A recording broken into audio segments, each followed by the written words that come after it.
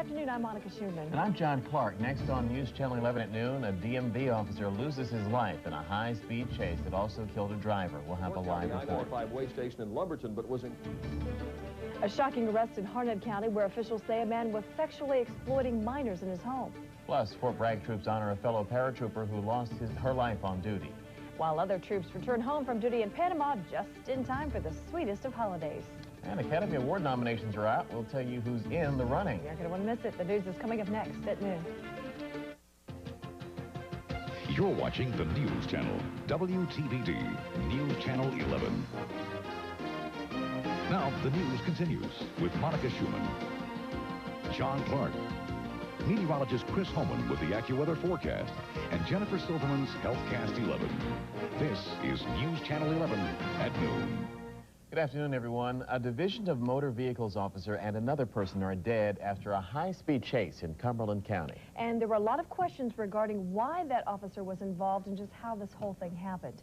News Channel 11's Greg Barnes is in our Fayetteville Bureau right now. Greg, what are investigators telling you about this accident? At this hour, Monica, not a whole lot. The State Patrol has taken over the investigation, and at this point, they aren't saying why DMV officer Frank Parrott or how he was involved in the pursuit last night. It ended in a fiery accident. These pictures will tell you the graphic story of the aftermath. The chase ended in a collision on Cedar Creek Road. We are told that Parrott's DMV vehicle apparently collided with the car he was chasing. Those two cars then careened off the road and hit a tree. Parrott was apparently thrown from his car before it burst into flames. Officials have not released the identity of the other driver who was killed. Now, we are told that Parrott apparently was assisting a North Carolina state trooper on a traffic stop when the driver of the other car apparently took off, and Parrott then gave chase. Those are about all the details we have at this hour. The state troopers who are investigating the accident hope to have more information for us later on in the afternoon. We're told that 44-year-old Frank Parrott lived in Columbus County and worked out of the way station on I-95 South in Lumberton. He was in Cumberland County last night on rest stop security patrol and was a 6-year veteran of the DMV force. We'll have more details on this in our later newscast. For now, we're live in our Fayetteville newsroom. Greg Barnes, News Channel 11. Thanks, Greg. Durham police are investigating their 5th murder of the year after finding a man dead in his home. Last night, police were called by family members to check on James Elliott Frazier Sr. Authorities found Frazier's body in the front bedroom of his South Roxborough Street home. His body has been sent to the state medical examiner's office in Chapel Hill to determine the exact cause of death. Harnett County authorities have charged a local man with exploiting minors in his home. It's a shocking case in the rural county. News Channel 11's George Mallet is standing by live at the Harnett County Sheriff's Department with the details now. George? Well, John, let me kind of first tell you how this all started. A while back, the Harnett County Sheriff's Department received reports of drug activity in the home of one Jonathan Gilmore. So on Friday, they decided to move in and investigate. And while they didn't find any drugs, they did open a can of worms. This is what Harnett County Sheriff's deputies found when they searched Jonathan Gilmore's home on Friday. Pornographic videos, magazines, and photo albums. Sheriff Larry Knott says the photo albums contain snapshots of local minors engaged in sexual activities. Underage children having sex with adults, of men and men having sex, of men and women having sex, and of children having sex. At present, Gilmore is charged with only 3 counts of first-degree sexual exploitation of a minor, but more charges could be pending. So what's going on right now is Harnett County investigators are going through all of these photo albums, and they contain hundreds and hundreds of photographs. They've identified at least 20 teens from Harnett County, from Moore County, and also from Lee County. They're bringing these youngsters in and interviewing them to find out what happened and when it happened. In the meantime, Gilmore, who has previous sexual offense convictions in both Wake County and Connecticut, is being held in the Harnett County Jail in Lillington. We're live in Lillington. George Mallet, News Channel 11. Now that they've had a good look at the murder scene, the jury in the O.J. Simpson case returns to the courtroom today to hear more testimony. L.A. police officer Robert Risky is expected to return to the witness stand today. He was the first officer to arrive at Nicole Brown Simpson's home the night she and Ronald Goldman were murdered. Meantime, the bills are piling up in the Simpson case, so much so, an L.A. County lawmaker will propose today the state of California pick up some of the tab. The Sheriff's Department expects to spend at least $1.9 million on the Simpson case by June, the end of the fiscal year. Most of the expense is sequestering the jury. Fort Bragg troops paid special honor today to one of their fallen comrades. Troops turned out early this morning for a 10-mile run dedicated to Private First Class Ruth Alvarado. The 82nd Airborne soldier was killed last Thursday during a jump at the Sicily drop zone. The 21-year-old personnel clerk was a member of the 82nd Airborne Division's 10-mile running team. A real Valentine's treat for 645 Fort Bragg troops who returned home from Panama this morning. The paratroopers unloaded at Pope Air Force Base's Green Ramp around 4 o'clock this morning, much to the delight of family and friends. The Task Force 2nd Battalion, 505th Parachute Infantry Regiment deployed to Panama in December to stabilize and provide security to Cuban migrant camps. They missed Christmas at home, but are back just in time for Valentine's. Perfect timing, huh? Well, the GOP tries to push through its crime bill while the threat of veto looms over Capitol Hill. That story's just ahead. And a fatal plane crash during a tour of the Grand Canyon kills 8 and sparks new debate on the safety of sightseeing flights.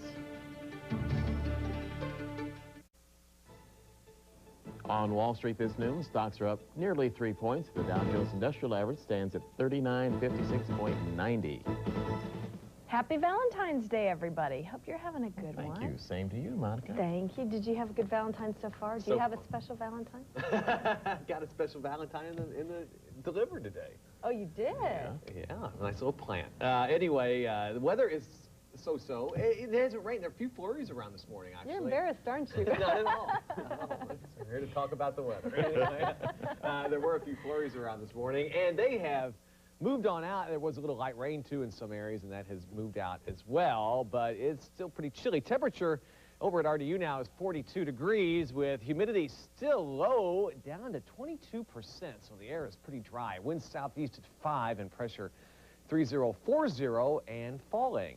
This morning's low 31, up to 42 so far.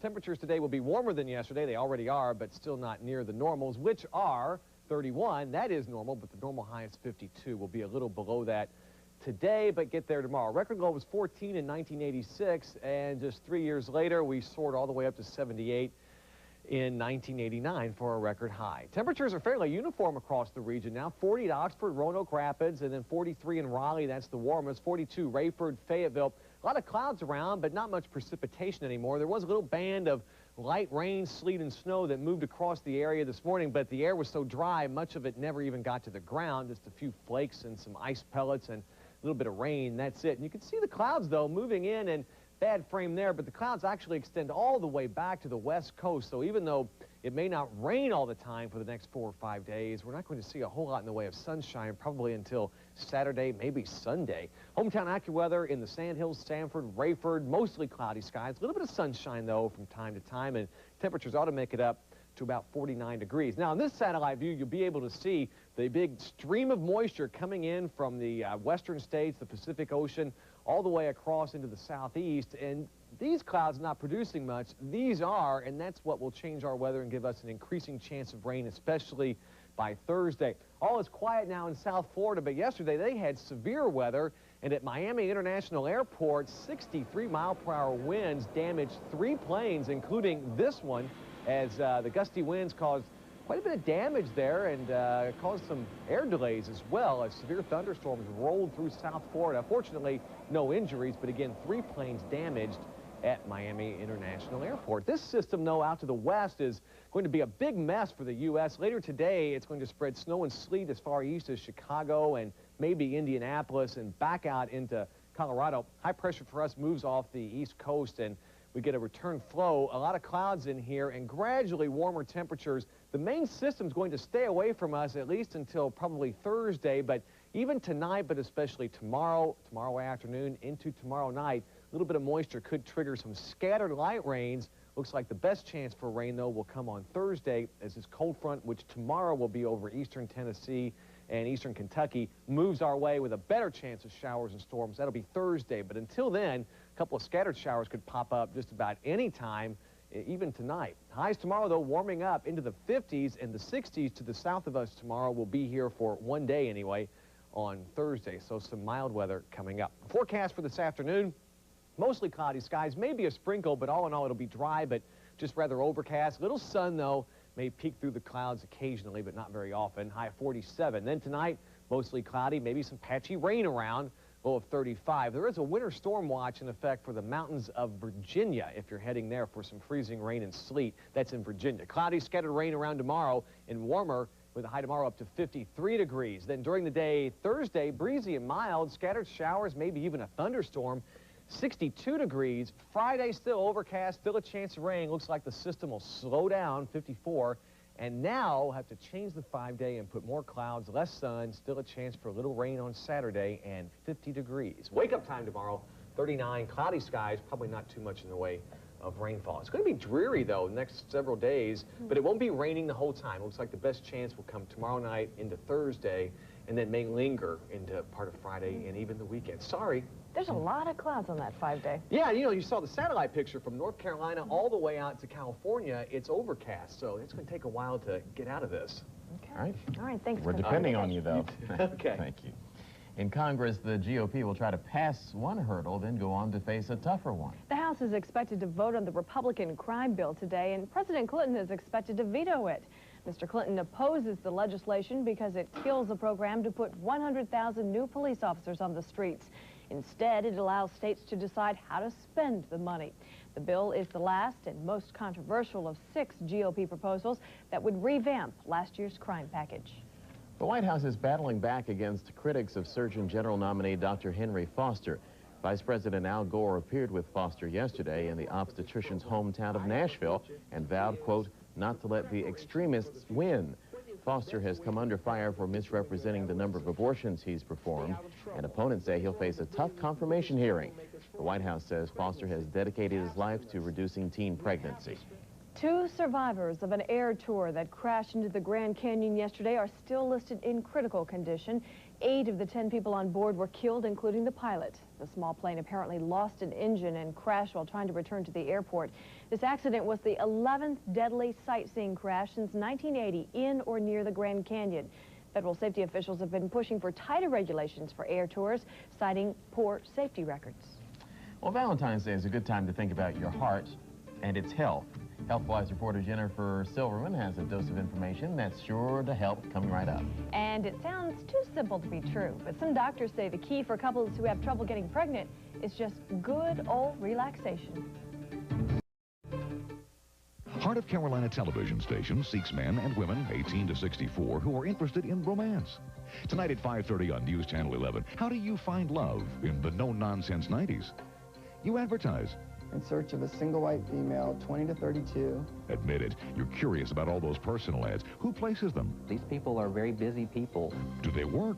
You just hope that they stay together beyond the 6-month period. Could someone out there be your Valentine? Tonight at 5:30 on News Channel 11. At Rent America, you'll find great New Year's savings.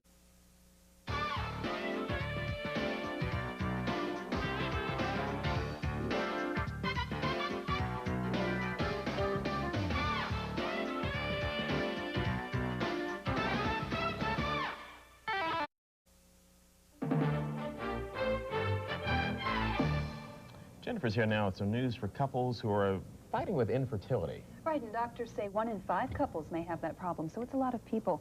You have heard of couples spending thousands and thousands of dollars trying to have a family, but their problems aren't always physical. Sometimes psychology plays a big role in having a baby. Reporter Elma Barrera has the story. It is the dream of many women to get married, get pregnant, have a baby, and start that family that has been in their dreams for a long time. Are you really excited? Very excited and nervous. I'm beginning to get kind of tired. I'm ready for it to be over, but every time I look at the baby's room, I get really excited. Exciting for them, but agonizing for those couples who cannot conceive. Recent studies suggest that stress can cause temporary infertility. Dr. Sandra Carson says stress plays a small part. I don't think that you can say that you're infertile because of stress, so to speak. I think that stress can interfere with reproductive processes. Peggy Fiedler spent 4 years trying to get pregnant. Then she had Leslie, who is now 7 years old. The stress of the treatment was agonizing. It was frustrating. It was the most frustrating and agonizing thing that I'd ever had to deal with.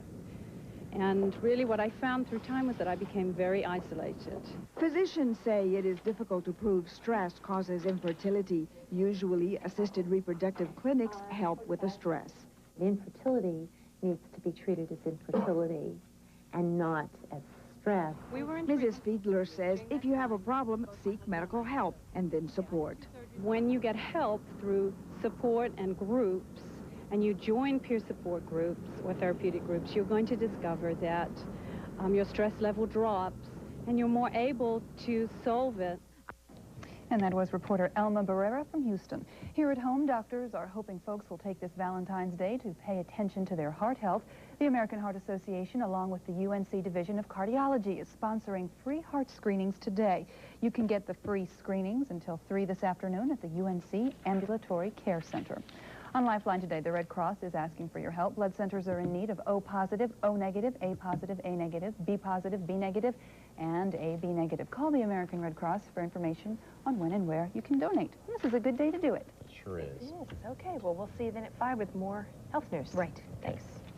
Well, did your favorite movies make the cut for an Academy Awards nomination? Find out which films and actors got the golden nod when we return. And wedding bells are ringing again for Roseanne. That story when we come back. That's great. You gotta meet with her at 3.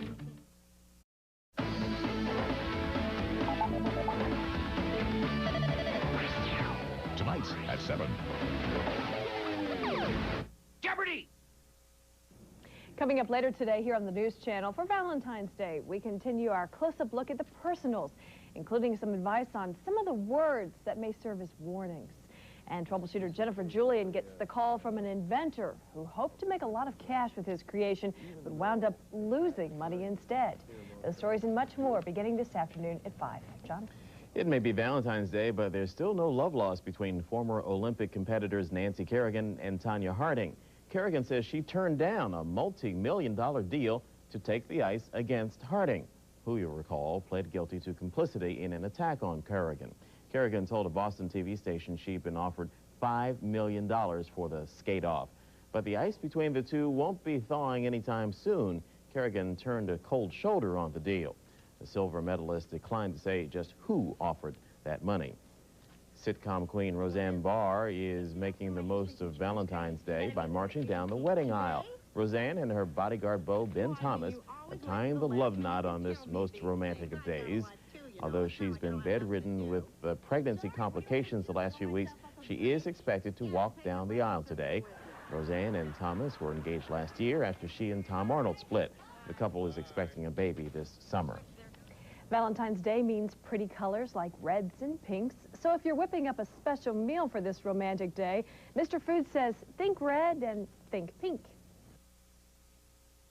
Valentine's Day is a big treat day. That's why all the flowers and the candy, and so many of them in the shape of a heart and colored red and pink. You know, that's for the pitter-pat, pitter-pat. Well, if we wanted to, we could have those reds and pinks all through our dinner. Well, for our pre-dinner appetizer. How about a cheese in a red wrap, like a cheddar or Edam or Gouda, you know, one of those. And at mealtime, maybe pink grapefruit juice, or pink grapefruit, or red grapefruit. Okay, on to salad. Definitely a tomato salad, either layered with white cheese and a white creamy type dressing, or we can have salad with a lot of different shades of reds. Here's red cabbages in salad with tomatoes and radishes and red peppers and red onions. Or we can use the very upscale radicchio for our salad. And with the price they charge for some of this upscale stuff today, it's probably okay to use it for only the big treat days, because greens do a lot better for us price-wise. Now for our soup. We could have a European-style beet borscht served with sour cream. Our main course could be barbecued ribs basted with a Chinese plum sauce. And on the side, red beans and rice with cranberry sauce for our relish for sure. And desserts, no problem. Cherry cheesecake or cherry pie. Strawberries dipped in chocolate. Or how about a red velvet cake? I mean, there's no limit. Get as creative as you want. Or maybe go out to eat. Just order something ready, and then there's no work and no cleanup for us. Only, ooh, it's so good. Oh, my. I'm starved. Well, Hollywood insiders were looking for more than sweets or roses to warm their hearts on this Valentine's Day. Yeah, an Academy Award nomination was the Valentine of choice. Gary Shepard reports on the movie industry's top picks. Who in the hell is that? And there's Forrest Gump. Forrest Gump swept this year's Academy Award nominations with 13, the most for a single motion picture in 29 years. Gump received nominations for Best Picture, Best Actor, and Best Director, as well as in 10 other categories. It was the second Best Actor nomination in a row for Hanks. He won last year for his leading role in Philadelphia. What do they call a Big Mac? Big Mac's a Big Mac, but they call it Le Big Mac. Trailing Forrest Gump with 7 nominations was Pulp Fiction, which also got a Best Picture nod, recognition for John Travolta as Best Actor, and a Best Director citation for Quentin Tarantino. Woody Allen's movie, Bullets Over Broadway, also captured 7, including Best Picture, and Allen as Best Director. The Shawshank Redemption was the third picture to receive 7 nominations, including Best Picture. Other Best Picture nominations went to Quiz Show about the television scandals of the 1950s and 4 Weddings and a Funeral. Oscar veterans Paul Newman and Jodie Foster received nominations again this year, Newman as Best Actor for his role in Nobody's Fool, and Jodie Foster captured a Best Actress nomination for Nell. The winners will be announced at the Academy Award presentations on March 27th. Gary Shepard, ABC News, Hollywood. A little bit of everything there, huh? Lots of good movies to choose from, Yep. and actors and actresses. Yep. And what are we expecting for weather-wise? Well, it's not going to be bad today. There's not going to be much rain around, but it's not going to be real sunny. Here's a look at the regional radar. You can see nothing around most of North Carolina. Had a few bits of snow and sleet this morning, and that's gone. A few showers down over the Midlands of South Carolina. So it's going to be a dry afternoon and dry through much of tonight if you're heading out. But a lot of clouds. Today's high 47. Wake-up time tomorrow, 39 degrees, still quite a few clouds, not much rain. Best chance of rain will be coming in later tomorrow, but especially on Thursday when we hit 62, it looks like. Whoa. Yeah. Nice warm weather. It's going to be a hot one, yeah. Get out the swimsuits. Yeah, for a day. And that's our report this noon. Thanks so much, and have a very happy Valentine's Day. We'll see you later at 5 as the news continues.